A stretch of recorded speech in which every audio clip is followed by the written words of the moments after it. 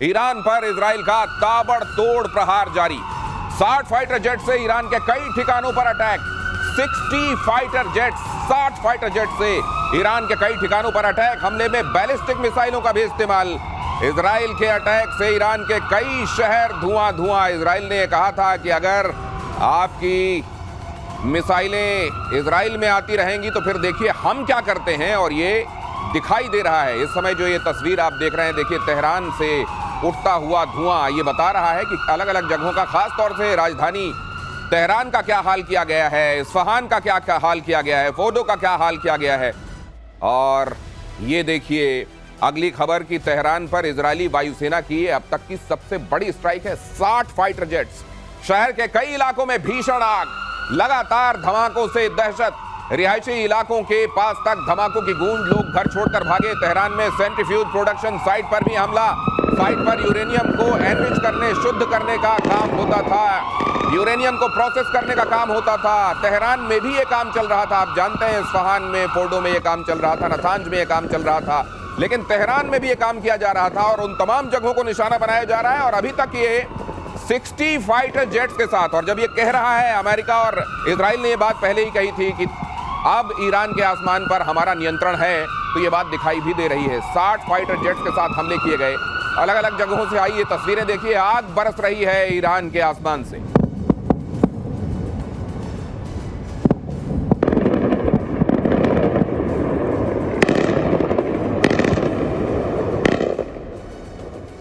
और अगली खबर, इजरायली एयरफोर्स के अटैक से ईरान के इस्फहान में जबरदस्त धमाका। आईडीएफ के सटीक हमलों से पूरा शहर दहला।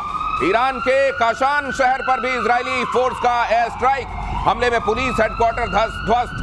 तो ये देखिए आप, वो तमाम जगहें जिन पर ईरान का असल में एस्टेब्लिशमेंट हुआ करता है, वो एक एक करके आपको खंडहर होती हुई दिखाई दे रही हैं। हालांकि ईरान का दावा तो ये भी है कि हमारे नागरिक ठिकानों को निशाना बनाया जा रहा है।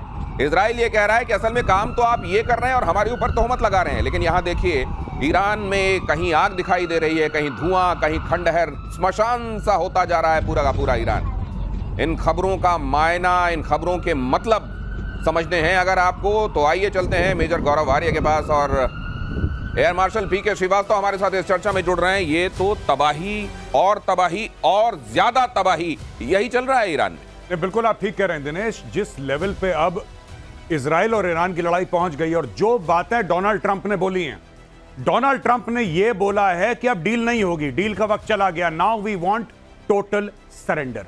एक जमाना था कि जब दुनिया कहती थी ईरान से कि साहब बातचीत कर लेते हैं, मोल भाव कर लेते हैं, आप थोड़ा सा पीछे हटो, हम थोड़ा सा पीछे हटते हैं, चलो बीच का पाथ निकालते हैं। ईरान ने मना कर दिया। आज की तारीख में नेतन्याहू ने मन बना दिया है कि इसको गाजा बना देगा तेहरान को, और वो कर भी रहा है। जो आप कह रहे हैं कि 60 हवाई जहाज किसी देश की राजधानी के ऊपर कैसे उड़ सकते हैं, हाउ इज इट पॉसिबल? इसका मतलब आपका एयर डिफेंस का सिस्टम उसने पूरा का पूरा ध्वस्त कर दिया है, ये चकनाचूर कर दिया है। अब इन लोगों के पास और कोई चारा नहीं है, ऊपर से मौत बरसेगी, ये बात तय है। और जो सर बता रहे थे ना, वो पेनिट्रेटर, वो जीबीयू सर जो आपने बताया था 57 जीबीयू 57 के बारे में सर ने बताया था, उसमें यह सलाहियत है कि 200 फुट नीचे जमीन पे जाके फटता है। पहले वो ड्रिलिंग मशीन की तरह ड्रिल करता है, फिर वो जाएगा, फिर नीचे चाहे न्यूक्लियर हो चाहे खमेनेई हो, दोनों को ढूंढता है वो। दिनेश, एक और बात है, अगर आपको याद रखना है, गजब बॉम्ब है, अंदर जाकर फटता है जीबीयू।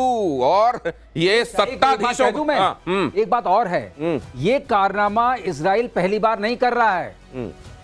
इसने ऑप ओपरा के नाम से बगदाद में 1981 में ऐसे ही F-16 जाके मारा था, उनका जो न्यूक्लियर प्लांट था। उसके बाद 2006 या 7 में सर ये सीरिया में मारा था। सर इतिहास आपसे जानेंगे, आज तो ये वर्तमान में बता दीजिए कि इनका बाबर 373 और S-300 कहीं कुछ तो करते दिखाई देना चाहिए। कैसे करेगा? उन्होंने तो सारे मार दिए, आप सुन नहीं रहे हैं, 100 से ज्यादा लॉन्चर्स मार दिए। ये कह रहे हैं कि अक्टूबर में ही पिछले साल निपटा दिया था 2024 में। ये बात सही है कि अभी अभी इनको ढेर किया है ये ड्रोन से? कुछ तब ढेर किए थे, कुछ नीचे तो सेना है, नीचे अच्छा, जो उनकी जो मोसाद की यूनिट्स भी चल रही है साथ साथ। तो मतलब इनके आसमान में अभी ये चाहें तो ये परिंदे को भी नहीं मार सकते। मैंने आपको बताया उसका वर्चस्व ये है कि आप रिफ्यूलिंग कर रहे हैं, ये तो मतलब ये तो कंपनी बाग में टहलने जैसा हो गया कि आराम से गए और टहलते हुए आप चाय पी रहे हैं, चाय पी रहे हैं। ये वो वाली बात है, अगर एयर टू एयर मतलब एयर में अगर रिफ्यूलिंग हो रही है तो आप ये समझ लीजिए कि कितने निश्चिंत हैं वो फाइटर जेट से ऊपर रिफ्यूल कर रहे हैं। ईरान के पश्चिमी बॉर्डर से फौज पीछे हटी। अगली खबर देखिए, इजराइल के लगातार हमलों से डरी ईरानी फौज, पश्चिमी बॉर्डर छोड़कर मध्य ईरान की तरफ भागी फौज। लेकिन इस्फहान तक भी अगर हमले हो रहे हैं तो फिर ये कहां तक भागेंगे? मुझको लगता है अगर वहां तक इजराइल की पहुंच है तो वो इतना भाग के भी कहां जाओगे? देखिए, जहां भागने का उनका मन था, जिस देश ने इनको वादा करा था कि 80 भी मुसलमान थे, तो मुसलमान उसने अपना बॉर्डर बंद कर दिया भाई। हाँ, बॉर्डर बंद कर दिया उसने बॉर्डर बंद कर दिया। और वो कह रहा है कि जबानी तुम्हें कुछ भी चाहिए, अगर तुम्हें ट्विटर पे, इंस्टाग्राम पे, फेसबुक पे कोई भी मदद चाहिए तो तुम बताओ। इंस्टाग्राम पे जो मदद चाहिए हम तुम्हारे साथ हैं, लेकिन जमीनी मदद हम तुम्हारी नहीं कर पाएंगे। इन लोगों ने अपना बॉर्डर कर दिया है बंद, सील पैक हो गया है ईरान और पाकिस्तान का बॉर्डर। अब बेचारे भाग के जाएंगे, कहां जाएंगे? ये मिडिल ईस्ट का नक्शा थोड़ा समझने की कोशिश करते हैं, खासतौर से ईरान। अब ये ईरान यहां दिखाई दे रहा है, ये इराक यहां दिखाई दे रहा है, और यहां पर ये इजराइल दिखाई दे रहा है, ये सीरिया के बाद। बिल्कुल, ये ऊपर टर्की है इस तरफ। ये ईरान में यहां पे जो हमले हो रहे हैं, मतलब ये क्या अब इस तरफ भाग रहे हैं और यहां पाकिस्तान से ये तवक्को है कि गेट खोल दो। ये देखिए, ये जो इलाका है, इस इलाके को कहते हैं सिस्तान बलोचिस्तान। अच्छा, ये सिस्तान बलोचिस्तान है, ये पाकिस्तान वाला बलोचिस्तान है, ठीक है, तो पाकिस्तान में है, और इधर भी अफगानिस्तान में।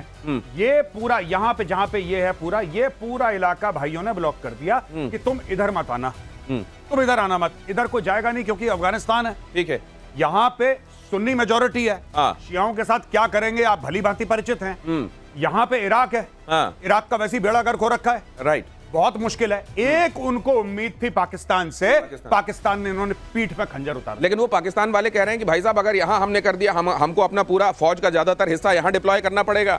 इधर वाले में क्या होगा फिर? तहरीक तालिबान पाकिस्तान, उसके लिए फ्री फॉर ऑल हो जाएगा। और वहां मोदी जी कह रहे हैं कि ऑपरेशन सिंदूर खत्म नहीं हुआ। हाँ, ये भी सैंडविच कहते हैं इसको। दूसरी बात और, बेंजामिन नेतन्याहू ने कई साल पहले कहा था कि ईरान के पास और पाकिस्तान के पास न्यूक्लियर नहीं होना चाहिए। तो अब इस बात से पाकिस्तान में हड़बड़ी मची हुई है कि ईरान का तो जो हो रहा है वो हो रहा है, हमारा अगला नंबर है क्या? अब ये देखिए, जज्बे वाली कौम है। मैं इनके टेलीविजन प्रोग्राम देख रहा हूं पिछले 4-5 दिन से, और पाकिस्तान में इतना खौफ है, इतना खौफ है। कहता है एक बात करता है अखंड भारत की, एक बात करता है ग्रेटर इजराइल की। तो कहता फिर खान साहब आप बताइए क्या चल रहा है? कह रहा अरे भाई बीच में हमें ना निपटा दें ये दोनों मिलके, क्योंकि इनके बॉर्डर मिल जाएंगे। फिर ये बातें चल रही हैं। मारा जा रहा है ईरान को, और थप्पड़ जो है ना वो उधर जाकर पाकिस्तान तक को लग रहा है। अब ये देखिए क्यों होता है। आपको मालूम है, अगर एक कमरे में परीक्षार्थी बैठे हुए हैं और अचानक फ्लाइंग स्क्वाड आ जाए और नकल चेक करने लगे कौन कौन लेकर आए, वो जो कोने में बैठा होता है ना अंदर लेकर, वो भी खर्रा लेकर फड़फड़ा रहा होता है कि न जाने यहां ना आ जाए। यही हो रहा है पाकिस्तान के साथ। ईरान में बड़े पैमाने पर internet blackout, social media platform इस्तेमाल करने पर पाबंदी। ईरानी सरकार ने अपने नागरिकों को चेताया, व्हाट्सएप टेलीग्राम का इस्तेमाल न करें, किसी भी लोकेशन बेस्ड ऐप का इस्तेमाल ना करें। इजरायली टारगेट किलिंग के बाद अलर्ट जारी, इजरायली ऐप्स के जरिए ट्रैक कर रहा है ईरान, कह रहा है। अब ये इनको हर जगह भूत नजर आ रहा है, यहां भी भूत वहां भी भूत। अगर ये कर भी रहे हो तो इतने सारे कमांडर मारे जाने के बाद खामेनेई कह रहे हैं कि वो हो सकता है मॉस्को रवाना हो गए हो, कहीं किनारे से निकल लिए हैं। इस तरह की स्थिति में आपको व्हाट्सएप से डर लग रहा है? दिनेश, आप ये कह रहे थे ना ट्विटर पे सपोर्ट करेंगे, व्हाट्सएप पे सपोर्ट करेंगे, वो भी बंद हो गया। सपोर्ट कैसे रिसीव करेंगे? पाकिस्तानी व्हाट्सएप भी नहीं भेज पाएंगे कि हम आपके साथ खड़े हैं, आप चिंता मत करिए, आप बिल्कुल फिक्र ना करें, पाकिस्तान एटमी मुल्क पाकिस्तान आपके साथ। कह रहा व्हाट्सएप। बेसिकली क्या है, मैं आपको बता दूं कि इन लोगों ने 2-3 गलतियां करी। सबसे पहले सीनियर कमांडर्स को एक लोकेशन छोड़िए, इनको एक गाड़ी में भी ट्रैवल नहीं करना चाहिए। ये भाई 5-5, 6-6 बिल्कुल जैसे अंगूर का गुच्छा होता है, अंगूर के गुच्छे की तरह ये लोग लटक रहे थे कमरे में।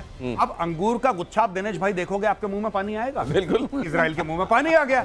इजराइल ने वहीं पे बम मारा जहां पे अंगूर का गुच्छा था। एक साथ 5-5, 6-6 निपटे इनके। तो ये चीज हो गई। अब इनको डर लग रहा है कि व्हाट्सएप टेलीग्राम, अरे भाई चिड़िया चुग गई खेत, तुम्हारा जो खेल होना था वो खेल हो चुका है। अब व्हाट्सएप, अब एक बात बताइए, कोई बेचारा सब्जी बेचने वाला तेहरान में वो व्हाट्सएप चलाएगा, इजराइल उसकी लोकेशन जान के क्या करेगा? ये तो आपके जो सरकार वाले, और ये खुद ट्वीट कर रहा है, खमेनेई मैंने अपनी ट्वीट में मैंने उसको बोला था कि सर ऐसा है कि आप कोई भी इलेक्ट्रॉनिक डिवाइस ऐसी अपने साथ लेकर मत चलना, और अगर किसी ने आपको कोई मोबाइल फोन गिफ्ट करा है ना कुछ दिन पहले, तो आप सबसे पहले उसको ठिकाने लगाओ, क्योंकि यहूदी ढूंढ रहे हैं आपको। ये Jews are looking for you। घड़ी घड़ी मोरा दिल धड़के, हाय धड़के क्यों धड़के, घड़ी गिफ्ट की गई थी मुनीर की तरफ से। कहीं घड़ी फोन ये सब गिफ्ट में लेकर आप इसलिए तो शिकार नहीं बन रहे हैं। ट्रम्प का दावा, खामेनेई कहां, अमेरिका को पता है फिलहाल खामेनेई को नहीं मारेंगे। वी नो बट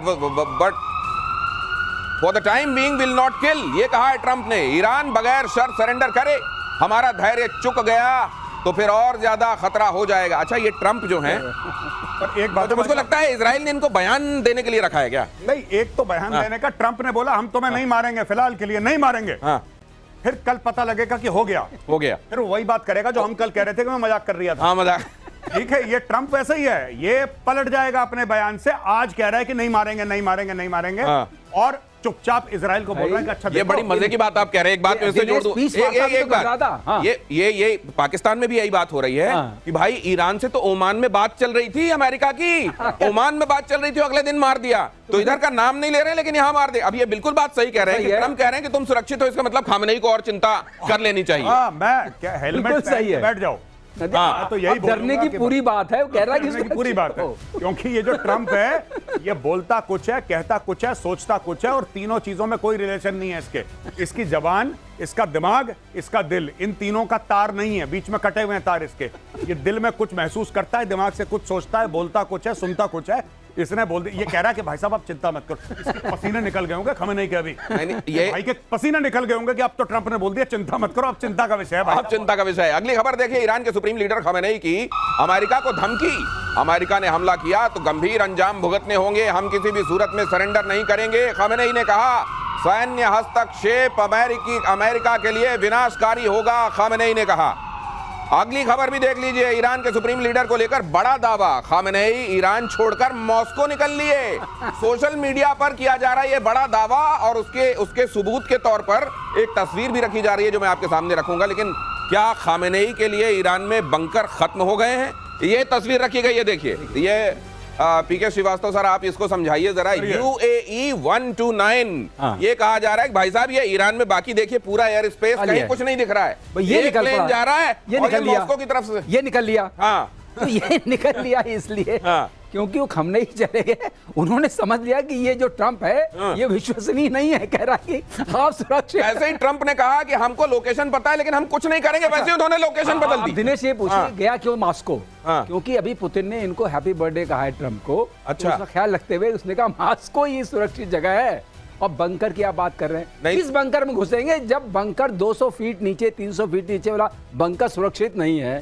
तो कौन सा बंकर सुरक्षित? तो फिर अगर बंकर सुरक्षित नहीं है, उधर मॉस्को जा रहे हैं और उधर ट्रम्प कह के आए कि G8 से रशिया को नहीं निकालना चाहिए था, उधर पता चला पुतिन ने फोन करके बोला कि हाँ खामेनेई जी हमारे पास सुरक्षित हैं। ये इससे कौन? पूरी सुरक्षा है, पूरी सुरक्षा है, बिल्कुल। सुरक्षा में कोई कमी नहीं है।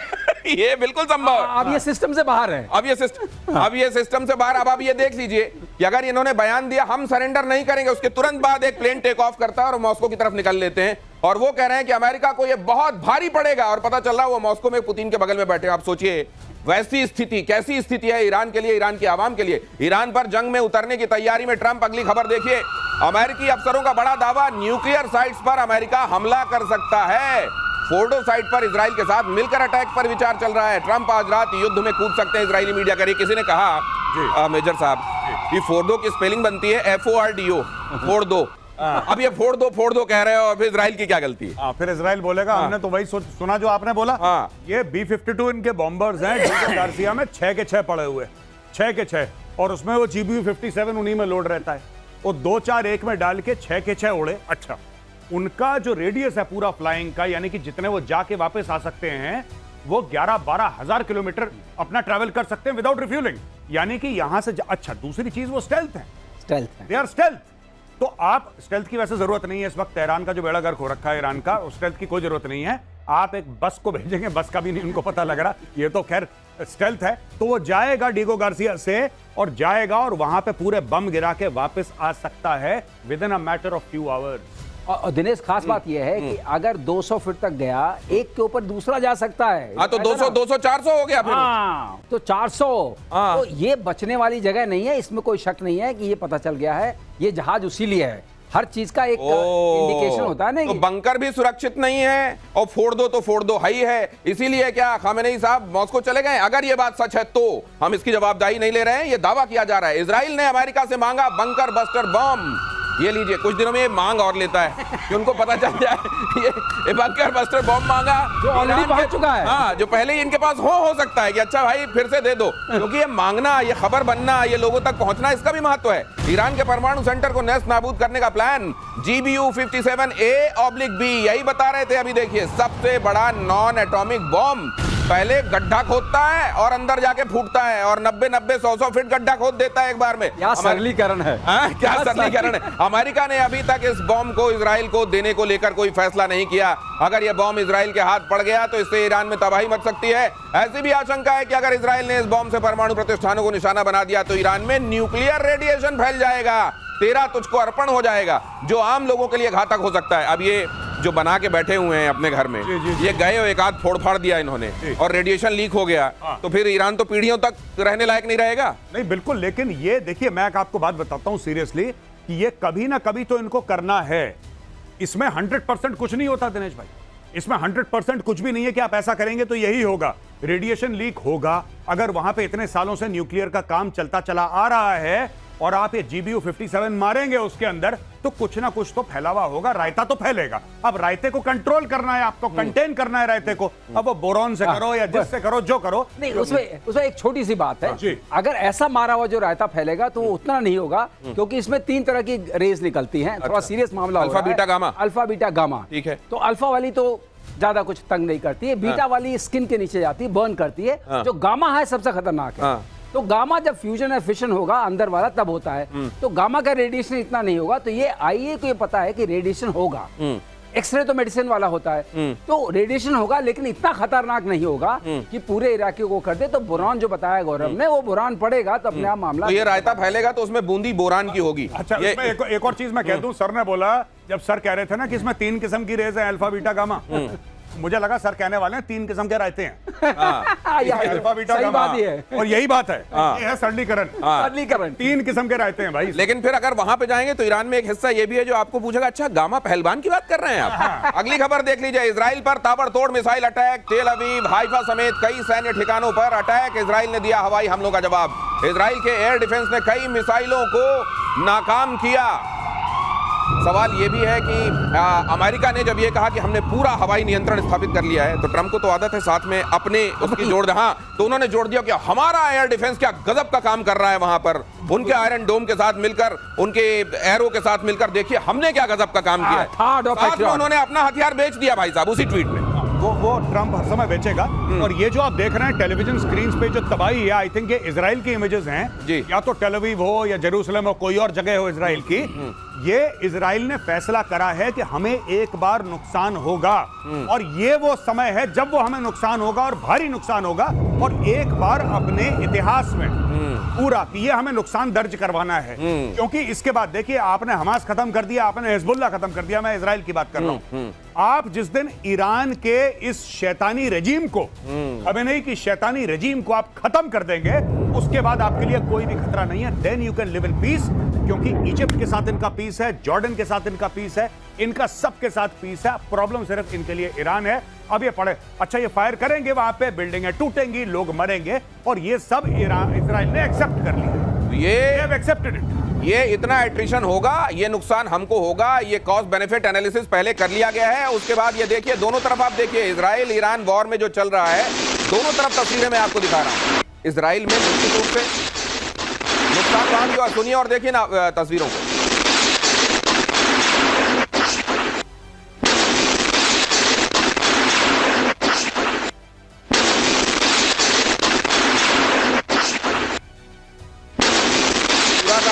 ये आप देख रहे हैं ड्राइंग का कम ये डाइनिंग लग रहा है मुझको, और यहाँ देख रहे हैं आप फ्रिज विज सब वहां पर। तो ऐसा नहीं है, फतेह 1 जैसी जो मिसाइलें छोड़ी जा रही हैं, हम लोगों ने पहले भी कहा था कि फतेह 1 और इमाद और जो खीबर शिकान, शिकान आपने बोल के समझाया खैबर था, शिकान, वो तीनों हाइपरसोनिक मिसाइल हैं। हाँ। और वो तीनों पेनिट्रेट कर सकते और इसमें भी सर ये पहले ये कर रहे हैं कि पहले छोटी मिसाइलें और ड्रोन भेजते हैं, एंगेज करते हैं डिफेंस वो सिस्टम engage- को, और उसके बाद इनको भेज देते हैं। हाँ, लेकिन एयर डिफेंस सिस्टम जो बैलिस्टिक वाला जो होता है वो इनको एंगेज करता है, उतना कंफ्यूज नहीं होगा। अच्छा। लेकिन ये मिसाइल्स उसमें से खैबर शिकान पेनिट्रेट कर सकती है, ओके। इसको ये हज कैसम भी बोलते हैं। अच्छा। दूसरी बात ये है, लेकिन जो आप कह रहे थे ना कि कुछ तो देना पड़ेगा, कुछ तो देना ब्लड कॉस्ट, कोई कंट्री अपने ब्लड कॉस्ट को, जो खून का जो कहते हैं ना, हाँ। खून देना पड़ेगा आजादी के लिए। हाँ। वो हमारे, उन्होंने भी नारा लगाया था, तुम मुझे खून दो मैं तुम्हें आजादी दूंगा। बिल्कुल, बिल्कुल। वही वाली बात है ये वही वाली बात है। और वो कहते हैं, हमारे मध्य प्रदेश में कहते हैं, और आप जानते होंगे इसको, कि घड़ी भर की वेदना सब दिन का आराम। तो कुछ दिनों तक ये सहा जा रहा है, लेकिन इजराइल जानता है कि आगे अगर वो ये कर ले गया तो फिर क्या इंतजार कर रहा है। ईरान ने हाइपरसोनिक फतेह मिसाइलों से किया हमला, ज्यादातर फतेह को भेदने में नाकाम आयरन डोम। ईरान ने इजराइल पर फतेह हाइपरसोनिक मिसाइलों से हमला कर इजरायली एयर डिफेंस को भेजने का दावा किया है। इस्लामिक रेवोल्यूशनरी गार्ड्स कॉर्प्स ने इस ऑपरेशन को टर्निंग पॉइंट बताया है। ये तो खैर चल रहा है, लेकिन मैं एक बात और जानना चाह रहा था मेजर गौरव आर्य। ईरान के डिप्लोमेट्स कह रहे हैं कि हमको तवक्को थी कि भारत ईरान पर हो रहे हमलों की निंदा करे। नहीं, अगर चलिए मैं कह रहा हूं कि हमने निंदा कर दी, हम स्टूडियो में बैठ के आज हम तीनों मिलकर निंदा कर, ठीक है, हमने निंदा कर दी, बहुत बुरा हुआ, तुम्हारे साथ नहीं होना चाहिए था। इजराइल बहुत अच्छे से होगा क्या? इससे जो GBU-57 है वो क्या हमने निंदा करी? ये इज निंदा ऑल्सो एयर डिफेंस है कि हमने यहां से निंदा करी, निंदा वाली हमारी मिसाइल गई, निंदा हमने कड़ी निंदा कर दी, ऐसी निंदा वाली हमारी मिसाइल गई और उसने GBU-57 को हवा में उड़ा दिया। क्या बच्चों वाली बात कर रहे हैं? इसमें निंदा विंदा से कुछ नहीं होने वाला भैया। ये जो तुम्हारे साथ हो रहा है ये तुम्हारे पाप हैं। तुमने हमास पैदा करा, तुमने हिजबुल्लाह को दूध पिलाया सांप को, और तुमने बोला कि जाओ इजरायलियों को काटो। और इनको एक बात पता है कि ईरान इज दी रेजिम। मैं लोगों की बात नहीं कर रहा, ईरान के अच्छे लोग हैं ईरान के, लेकिन जो रेजिम है that is the head of the snake, इसलिए हो रहा है। भारत निंदा कर लो, कल पार्लियामेंट में निंदा कर। बिल्कुल सही बात है, निंदा और वहां सॉलिडेरिटी। चीन जैसी सॉलिडेरिटी चाहिए क्या? हम तुम्हारे साथ हैं, ये जो हो रहा है बहुत बुरा हो रहा है, ये मुंह चला दिया, ये तुम्हारे साथ खड़े हुए लोग हैं। अगली खबर देखिए, ईरान में चीन के कार्गो विमान उतरने का दावा। लगता है धीरे से उसने बताने की कोशिश की है कि सिर्फ मुंह नहीं चला रहे हैं, कुछ कर भी रहे हैं भाई। देखिए जरा, फ्लाइट रेडार 24 के डेटा से किया गया दावा, 14 जून को एक कार्गो विमान चीन से ईरान पहुंचा था। सर ये जरा देखिए, ये CLX 9877 ये यहां दिखा रहा है, और ये बताया गया है कि ये चीन की तरफ से चुपचाप निकला था कहीं और जाने के लिए, और चुपके से तेहरान में उतर लिया। मतलब आपको शक है इस जहाज में कुछ न कुछ तो है। तो किस लिए गया होगा ये?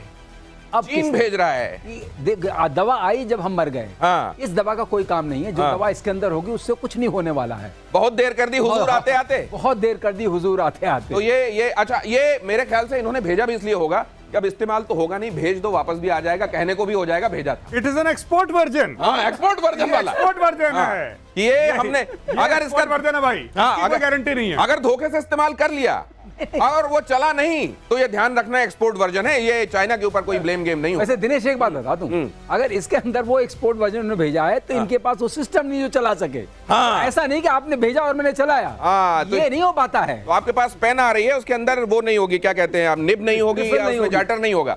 ईरान इजराइल जंग से जुड़ी बहुत बड़ी खबर देख लीजिए। अलर्ट मोड पर अमेरिकी B-52 बॉम्बर। लगातार हमारे एक्सपर्ट आपको पहले ही खबर दे रहे हैं, मैं थोड़ा एलेबोरेट जरूर कर रहा हूं। अमेरिका ने B-52 बॉम्बर डिएगो गार्सिया में तैनात किए।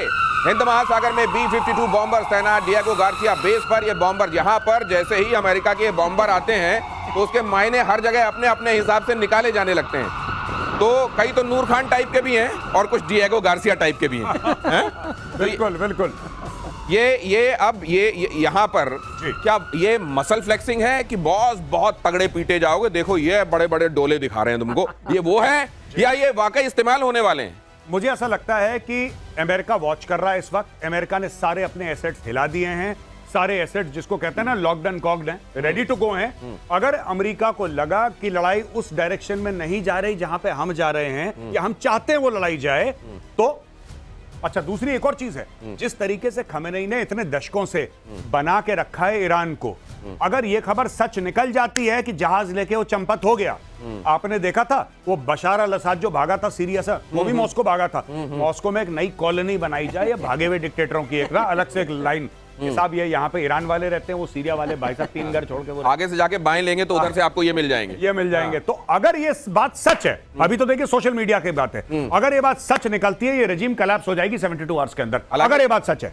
अगर ये बात सच है तो रिजीम आप कोलैप्स होते हुए देखेंगे 72 घंटों के अंदर। इजराइल के स्ट्राइक में ईरान को बड़ा नुकसान हुआ। ईरान की मिसाइल लॉन्चर साइट पर हमला किया गया है। इजराइल ने बैलिस्टिक मिसाइल साइट उड़ाई। हमले से पहले ही मिसाइल लॉन्च साइट ध्वस्त। तो कई जगहों पर ये रॉकेट जहां रखे हुए थे वहां रखे ही रखे इनको दफ्न कर दिया गया है। अब ये जो गिनती गिनी जा रही थी 20,000 30,000 या इतने हजार, हमने अभी 250 ही मारे हैं, 300 ही मारे हैं, हमारे पास हजारों रखे हैं, ये कितने गिनने चाहिए? निपटारा हो रहा है दिनेश। जो मिसाइल सिटी है ओर्दो के नीचे, जिसको एक बार दिखाया भी था ईरानी मीडिया ने, उसी का इंतजाम हो रहा है। ये GBU 57 उसी का इंतजाम है। एक ही बार में स्वाहा। तो इसलिए फोर्दो जो आप बोल रहे हैं, फोर्दो पर अटैक होगा। ये और ये आप GBU से होता हुआ देख रहे हैं। अच्छा, GBU सर किसी और के जरिए वही लेके उड़ेंगे? B-52 अच्छा, B-52 स्पिरिट स्टेल्थ बॉम्बर। अच्छा, वही लेके उड़ सकता है। और जब वो उड़ेगा किसी को पता नहीं चलेगा। जब मारेगा, मारने के बाद होते नहीं चोट लग गई जोर से, तब पता चलेगा। पता नहीं कौन रहेगा पता करने के लिए। फिर तो सर ये GBU है ना, वो गॉड ब्लेस यू ही हो जाएगा। God bless. एक छोटी सी बात 30 सेकंड में बोल दूं। देखिए, ऐसा है कि आज की तारीख में सोच लिया है इजराइल ने कि ठोकना है, न्यूक्लियर ठोकना है इनका, इनके बैलिस्टिक मिसाइलों को उड़ाना है और रेजिम चेंज करना है, यानी कि खमेनेई को भी उड़ाना है। अब उसके लिए उसको नुकसान हो रहा है। उसके यहां बम गिर रहे हैं, मिसाइल गिर रही हैं, हाइपरसोनिक मिसाइल से अटैक हो रहा है, लेकिन इजराइल डटा हुआ है। यहां पे भारत में कितने राफेल गिर गए भाई साहब? कितने राफेल गिर गए? ये कोई IPL की बैटिंग हो रही है कि कितने आउट हो गए? भाई आपको ये देखना है कि मैच कौन जीत रहा है। तो आप जब युद्ध में जाते हैं तो आपका नुकसान होता है, दुश्मन का ज्यादा हुआ, पहली बात। और जिस एम से आप लोग गए थे युद्ध में, क्या वो एम अचीव हुआ? दूसरी बात, सिंपल सी चीज है, ऑब्जेक्टिव आपके अचीव नहीं हो। गौरव ने बहुत सही बात कही है, बहुत सही कॉन्टेक्स्ट में भी कहा है कि ये समझना चाहिए आपने युद्ध जीता कि नहीं जीता। हम लोग बार बार कहते हैं विजय हुई है, ताली बजाओ, जय हिंद बोलो, और हमारे यहाँ क्या हो रहा है? विवाद हो रहा है। तो जब आप ये देख रहे हैं और इसकी तारीफ करते हैं कि इजराइल एक छोटा सा नक्शे पर देखने वाला मुल्क, चारों तरफ से दुश्मनों से घिरा हुआ मुल्क, क्या लोहा ले रहा है उन दुश्मनों से, तो जरा ये भी देखिए कि वहां के नागरिक कैसे डटे हुए हैं और अपने मुल्क के साथ कैसे खड़े हुए हैं।